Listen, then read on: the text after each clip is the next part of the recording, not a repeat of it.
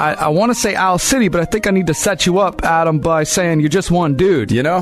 Yeah, it's actually just me. It's kind of a funny, quirky, project title, but it is actually just one, shy, introverted guy. I feel like Adam Young is kind of boring, so. Yeah. Exactly. Okay, so anybody that doesn't know Owl City, I want to kind of just paint a picture without leaving this interview too elementary. I want to get into some stuff here. Where Owl City started was in your parents' basement in Minnesota.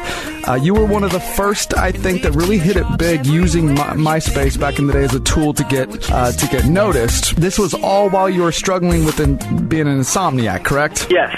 Yeah, it was very, very unexpected for me in terms of this crazy roller coaster, storybook fairy tale that this crazy thing has become.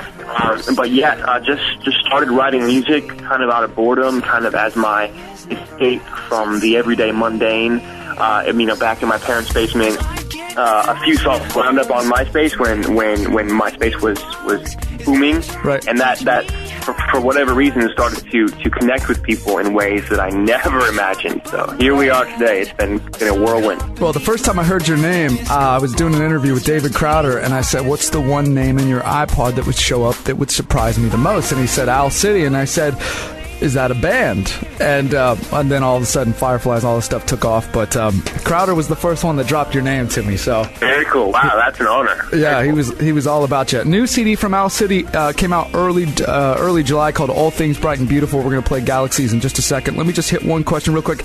We talked about the MySpace thing, but describe that day where you're just a kid, like you said, in your parents' basement. It's cold outside. You're filling time, and all of a sudden, Universal Records says, "Hey, we want to pay you for that stuff you've been doing in your basement." What was that call like? That was so unbelievable, just because it was so unexpected and it was so out of the box for me, so out of my reach in terms of my wildest dreams reach. And so when labels started to call and say, "We're really into what you're doing, can you fly out to meet us and have a meeting and sit down with lawyers and managers and all this stuff in New York or LA?"